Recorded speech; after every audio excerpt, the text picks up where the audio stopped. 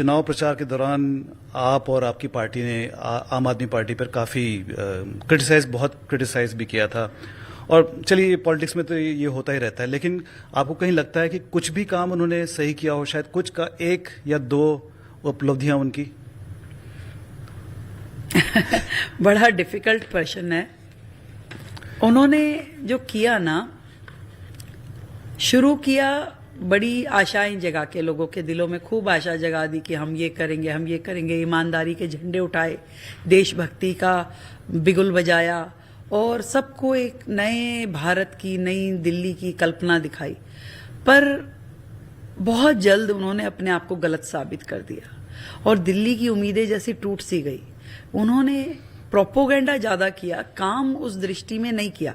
यदि वो जिस स्पीड में प्रोपोगेंडा कर रहे थे उसका 50% भी काम कर लेते तो शायद उनकी सरकार के मायने अलग होते। परंतु बिल्कुल आटे में नमक और नमक में आटा जैसा था। तो नमक में आटा तो नहीं चलेगा, आटे में नमक भर होता तो चल जाता। तो ये समस्या रही पिछली सरकार की, और इसलिए मैं कह सकती हूँ कि उनकी जो चीजें थी वो जनता के गले से नीचे नहीं उतरी। आटे में नमक या दूध में पानी, जो भी है, बिल्कुल। कोई 10% भी नहीं लगता आपको उन्होंने कुछ काम? 10% भी आप जब जिस काम के लिए खर्चा आप कर रहे हैं 10 रुपए और उसकी एडवर्टीजमेंट में खर्चा करते हैं 100 रुपए, तो आप क्या बोलेंगे उससे? आपने जितनी योजनाएं शुरू करी, आपने पॉल्यूशन की बात करी कि ठीक है जी दिल्ली में पॉल्यूशन बहुत है, खूब शोर मचाया, खूब उसके लिए एडवर्टीजमेंट निकाली। हम पराली की दवाई इजाद कर रहे हैं, वो पराली की दवाई को हम पंजाब को देंगे, हरियाणा को देंगे, पराली खत्म कर देंगे। इस एडवर्टीजमेंट में 25 करोड़ रुपए खर्च हुए, ठीक, पर वो पराली की दवाई बनी क्या? नहीं बनी। कुछ हुआ उसमें? नहीं हुआ। आज देश में कोविड का वैक्सीनेशन बन सकता है, इतना बड़ा काम हो सकता है जो वर्ल्ड में कोई कंट्री नहीं कर पाई। पर पराली की दवाई जिसके लिए आपने एडवर्टीजमेंट पे 25 करोड़ खर्च दिया और उसके खर्चे पे तो न जाने कितना और किया होगा, परंतु हो नहीं पाया। ऐसे ही आपने कहा कि जी भाई प्रदूषण कम करना है, व्हीकलर जो पॉल्यूशन है वो कम करना है, तो क्या किया? क्या रेमेडी दी? Odd even. अब ऑड इवन में खर्चा तो कुछ नहीं लगना था कि आपने एक आदेश निकाल दिया कि आज इवन नंबर की गाड़ी चलेगी, अगले दिन ऑड नंबर की गाड़ी चलेगी। खर्चा कुछ नहीं हुआ, पर उसका एडवर्टीजमेंट में अगर आप 50 करोड़ रुपए खर्च कर रहे हो, 80 करोड़ रुपए खर्च कर रहे हो, व्हाट इज द यूज? अब इसको मैं आटे में नमक बोलूं कि नमक में आटा बोलूं? ऐसे ही उनकी हर योजना थी, एवरी योजना। मतलब मोहल्ला क्लिनिक, आपने इतना टीआरपी क्रिएट किया, मोहल्ला क्लिनिक हमने पता नहीं क्या ही खोल दिया। क्या किया? पोटा कैबिन नालों के ऊपर, पोटा कैबिन कहीं भी सड़क के किसी कोने पे। आज उनकी स्थिति आप जाकर के देख लीजिए, वहां कोई डॉक्टर नहीं, दवाई नहीं, इंफ्रास्ट्रक्चर नहीं, बस। और वो किताबों में इतना बड़ा सफेद हाथी आपने खड़ा कर दिया। किसी अपने कार्यकर्ता के यहाँ उसको किराए पे ले लिया, उस किराए का 1 लाख रुपए महीना का किराया दे रहे हैं, किसी को कुछ दे रहे हैं। सिर्फ पर्सनल लोगों को ऑब्लाइज करना, एक टीम ऐसी खड़ी करना जिसको आप पैसे देके फीड कर रहे हो और वो आपके लिए वर्कफोर्स है, वो काम उन्होंने किया। अदरवाइज जमीन पे जो होना चाहिए था, आज दिल्ली में कितना कुछ हो सकता था। ये 10 साल दिल्ली बैकफुट पे आ गई। आज हमारे यहाँ इंफ्रास्ट्रक्चर के नाम पे पिछले 10 सालों में कोई फ्लाईओवर नहीं, सड़कें नहीं, इंफ्रास्ट्रक्चर में कुछ आपने किया ही नहीं, कैपिटल एक्सपेंडिचर किया ही नहीं। और आप बातें कर रहे हो इतनी बड़ी बड़ी कि हमसे ज्यादा अच्छा एजुकेशन मॉडल किसी ने नहीं दिया, हमसे ज्यादा हेल्थ सिस्टम किसी ने दिया। जबकि हकीकत ये है कि हमारे दिल्ली सरकार के अस्पतालों में जरूरत की मशीनें भी नहीं है। तो अब क्या करने वाली हैं? मोहल्ला क्लिनिक्स और या जो स्कूल जो हैं, सब चीजों को रेनोवेट किया जाएगा, उसको अप टू मार्क किया जाएगा और जनता के हित में उसको सुधारा जाएगा। आज 24 अस्पताल उन्होंने शुरू किए, करोड़ों रुपए उस पर खर्च कर दिए, पर आधे बने हुए 10%, 20% पे छोड़ के चले गए।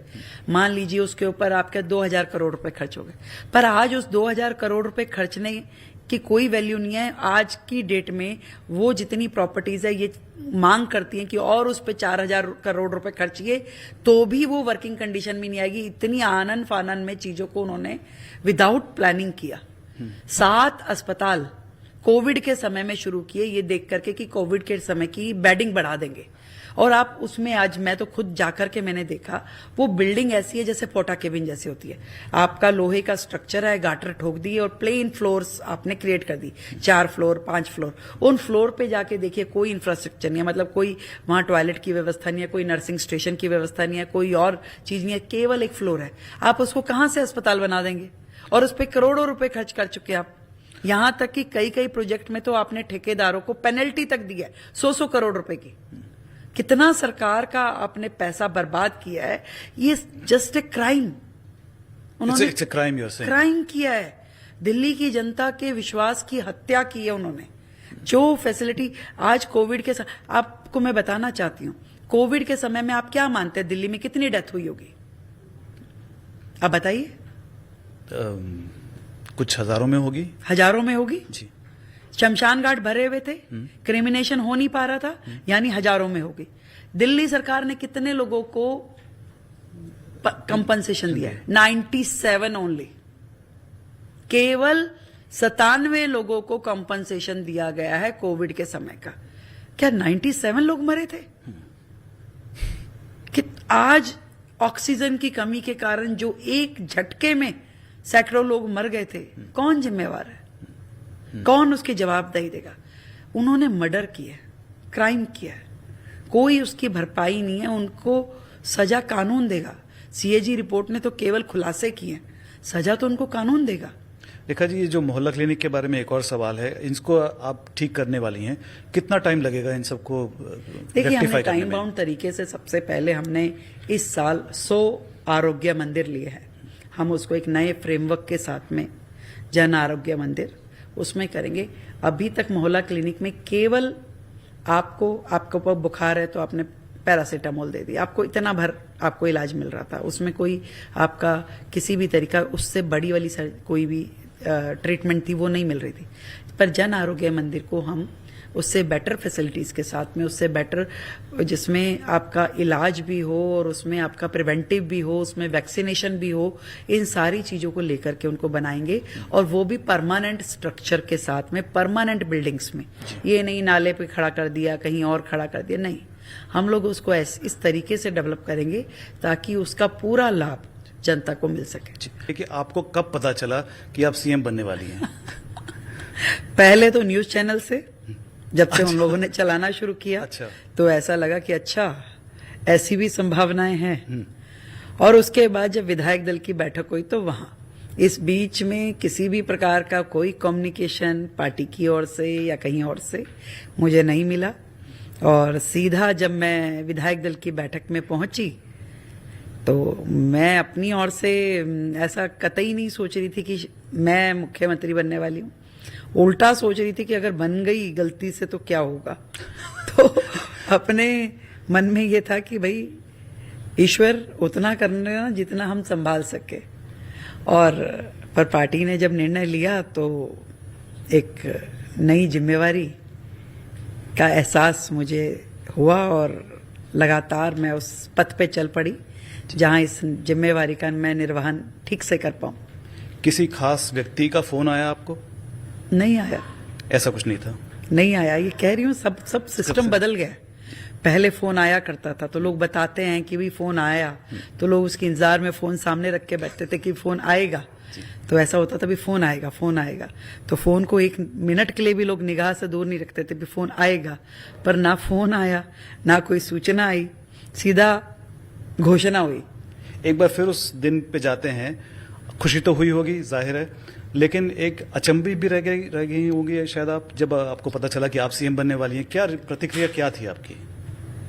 सच में उस समय तो ऐसा था कि क्या ही बोलूं और क्या सोचने समझने की एक बिल्कुल जिसे कहे कि पूरी ऐसा लग रहा था शायद कोई रील चल रही है, कोई मूवी चल रही है या कोई सपना चल रहा है कि अभी शायद इसमें अगला डेवलपमेंट क्या होने वाला है, या आंख खुलेगी तो ऐसा लगेगा सब नॉर्मल है। तो पर उसके बाद से ही चीजें चलती चली गई और ऐसा पता चला कि भाई ये सपना वपना नहीं है, ये हकीकत है। और मान लीजिए कि आज आप मुख्यमंत्री बन गई हैं और अब आपको निभाना पड़ेगा, काम करना पड़ेगा। तो ये एहसास मुझे जब मैंने रामलीला मैदान में भरे मंच पे शपथ ली मोदी जी की उपस्थिति में, तो मैं पूरी तरह से कंफर्म हो गई कि भाई चूटी वूटी काट के देख ली कि ये सपना वपना नहीं है, और ये तो वही जी। अब फंस चुके हो और अब आपको करना ही है। ये तो हो गई वर्तमान की बात। जरा भूत में चलते हैं, इतिहास में चलते हैं। आप यू स्पेशल लेकर, डीटीसी बस की यू स्पेशल लेकर अपने दौलत राम कॉलेज जाया करती थी। अब उसी घर से अब आपकी कॉन्वॉय चलती है, सीएम की कॉन्वॉय चलती है। तो बताएंगे कि उस टाइम का जो एक्सपीरियंस जो था, यू स्पेशल वाला एक्सपीरियंस लिटरली, और जो सफर है वहां से आज तक का, वो आपने कैसे कवर किया? उसका अपना एक अलग मजा था कि यू स्पेशल में बैठना और कॉलेज तक पहुंचना पूरी सहेलियों के साथ, फ्रेंड्स के साथ में, और आज का जो पूरा सीन होता है उसका एक अपना आनंद है। पर मैं, ईश्वर की मुझ पे बड़ी कृपा है कि मैं इस डिफरेंस में अपनी पर्सनैलिटी को, मुझे लग रहा है कि ईश्वर ने मुझे बड़ी स्टेबिलिटी दी है कि उस चीज को और इस चीज को, वर्तमान में और भूत में जो मेरे साथ रहा, मैं दोनों को एंजॉय करके ये समझ रही हूँ कि ईश्वर ने जब वो मेरे लिए तय किया, मैंने वो किया और खूब आनंद से किया। अपनी यूनिवर्सिटी का टाइम, अपने जनरल एक साधारण व्यक्ति के नाते, एक नेता के नाते मैंने जीवन में संघर्ष करते हुए, तो इसीलिए मैं अक्सर कहती हूँ कि भाई मुख्यमंत्री जरूर नहीं हूं पर नेता पुरानी हूं।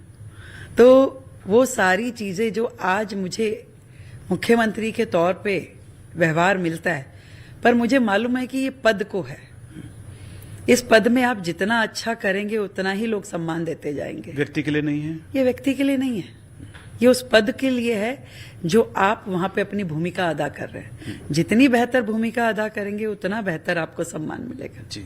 एक आमतौर से एक सवाल पूछा जाता है हर नेता से कि जब आप छोटी थी तब आपने कभी सोचा था कि आप सीएम बनेंगी? इसका कोई मतलब नहीं है क्योंकि उस टाइम क्या पता होता है, लेकिन फिर भी जब आप एबीवीपी की नेता थी तो उस टाइम कुछ तो एम्बिशन रहा होगा। देखिए ना, तब ये सोचा था कोई चुनाव लड़ेंगे कि विधायक बनेंगे कि निगम पार्षद बनेंगे, नहीं सोचा था। पर जब जब मुझे मौका मिला एक्टिव सोसाइटी में काम करने का, तब तब मुझे ये था, एक शौक था कि ऐसी पावर होनी चाहिए कि जिससे आप सोचते हो वो काम कर सको सोसाइटी के अपलिफ्टमेंट के लिए। जैसे हम लोग यूनिवर्सिटी में जब डूसू के प्रेसिडेंट थे तो हमने कॉमन एडमिशन फॉर्म, जो उससे पहले कभी नहीं होता था, किसी बच्चे को अगर एडमिशन लेना पड़ता था तो वो अलग अलग कॉलेजेस में जाता था, वहां का प्रोस्पेक्टस खरीदता था, फिर उस प्रोस्पेक्टस को भरता था। कोई 100 रुपए का था, कोई 200 रुपए का था, कोई 50 रुपए का था, यानी 10 कॉलेजेस में भरा तो 10 का अलग अलग। जब मैं दिल्ली यूनिवर्सिटी की प्रेसिडेंट बनी तो फिर मैंने वहां पे कॉमन यूनिवर्सिटी फॉर्म को जो इंट्रोड्यूस किया, वो आज तक चल रहा है कि अब एक सिंपल सा फॉर्म लीजिए और उसमें कोई आपका पैसा नहीं लगेगा। आपको 10 कॉलेज, 20 कॉलेज, जितना कॉलेज चाहिए उसमें भरिए, प्रायोरिटीज भरिए, आपका एडमिशन हो जाता है। तब भी मन में ये संतुष्टि थी कि चलिए आज मेरे पास इतना पावर है कि कोई एक अच्छा काम मैं कर पाई। मैं जब दिल्ली नगर निगम में एजुकेशन कमेटी की चेयरमैन थी तो दिल्ली नगर निगम के स्कूल के बच्चे वो ब्लू ड्रेस पहनते थे, डार्क ब्लू, लाइट ब्लू, और मैं जब चेयरमैन बनी तो मुझे लगता था कि यार ये हमारे जो बच्चे स्कूलों के, ये कितने बेचारे लगते हैं इस ड्रेस में, जबकि पब्लिक स्कूलों के बच्चे बड़े चार्मिंग लगते हैं, उनकी ड्रेस बड़ी अच्छी सी लगती है। तो जब ड्रेस का पैसा सरकार ने खर्च करना है तो वाई दिस ब्लू वन? मैं ब्लू की जगह कोई और कलर लेकर के अपना बढ़िया सा ड्रेस क्यों नहीं बना के अपने बच्चों को पहनाती? Why should they look nicer? हाँ, और मैंने अधिकारियों से बड़ा झगड़ा किया। मैंने कहा भाई इस ड्रेस का कलर बदलना है, इसका ड्रेस का पैटर्न बदलना है, चेक, हम प्लेन की जगह चेक लेके आते हैं, चेक की जगह ब्राउन लेके आते हैं। तो उन्होंने कहा नहीं मैडम, ये तो सालों से ऐसे ही चल रहा है, आप कैसे आप कह रही हैं कि इसको हम बदल दें? मैं कहा अरे भाई ये बताओ कौन सी किताब में लिखा है कि ये ब्लू ड्रेस ही देना है आपने? आप वो किताब मुझे लाके दिखाइए, वो एक्ट मुझे लाके दिखाइए तो मैं मान जाऊंगी। अब कहीं हो तो मिले, कहीं था ही नहीं। और I was the person who change this dress blue into brown check. और आज हमारे दिल्ली नगर निगम के स्कूल के बच्चे भी जब वो ड्रेस पहन के निकलते हैं वो प्राइवेट स्कूलों से कम नहीं लगते जी। तो ये जो एक चाव था मेरे मन में कि जो मैं सही सोचती हूं वो मुझे करने का मौका मिले, वो शायद मुझे यहां तक धीरे धीरे करके लेके आया। जहां जहां मुझे गलत लगा, जहां जहां मुझे लगा कि सिस्टम को रेक्टिफाई करने की जरूरत है और उस जगह मुझे पावर मिली, वो मैंने करने की कोशिश की। Do you consider your self very persistent person? जिद्दी टाइप की हैं आप? जिद्दी भी हूं पर एडजस्टेबल भी हूं। जहां मुझे लगता है या तो मुझे कोई कन्विंस कर ले या मैं उसे कन्विंस कर लूं। अगर सामने वाले ने मुझे कन्विंस कर लिया तो ओके, मैं उस रास्ते पे चल पड़ती हूँ। और मुझे लगता है कि नहीं ये गलत है और मैं कन्विंस कर लेती हूँ तो मैं उस पे। तो दोनों चीजें मैं समझती हूँ कि मेरे चरित्र का कहीं ना कहीं पार्ट है। So you're willing to look at the other side also. Of course हर बार हर समय हम ठीक नहीं हो सकते। हमें सामने वाले को सुनना, उसको समझना भी बहुत जरूरी है। हर चीज का दूसरा पहलू होता है, वो पहलू हमें समझ आना चाहिए या हम समझाने की स्थिति में आए। दिल्ली में अब तक जितने भी सीएम रहे हैं उनमें से आपको क्या लगता है कि कौन से बेस्ट सीएम थे? देखिए वैसे तो सब हर एक व्यक्ति की अपनी क्वालिटीज रही। मुझे लगता है कि ये आखिरी के 10 साल का फेज खराब रहा, बाकी उससे पहले के लोगों ने अपनी अपनी भूमिका में जो जो कर सकते थे वो बेहतर किया। आदरणीय मदन लाल खुराना जी दिल्ली के शेर कहे जाते थे, मेट्रो लेके आए, बहुत डेवलपमेंट लाए। हमारे साहब सिंह वर्मा जी भी बहुत मेहनती थे, उन्होंने गरीब देहात का बहुत काम किया। इवन शीला दीक्षित जी भी बहुत ही सोबर व्यक्तित्व की मालिक थी और उन्होंने भी जनता को सुनते हुए बहुत प्रयास किए। तो आई थिंक कि अपने अपने समय में बहुत चीजें हुई और लोगों ने जहां जो कर सकते थे अपनी भूमिका निभाई।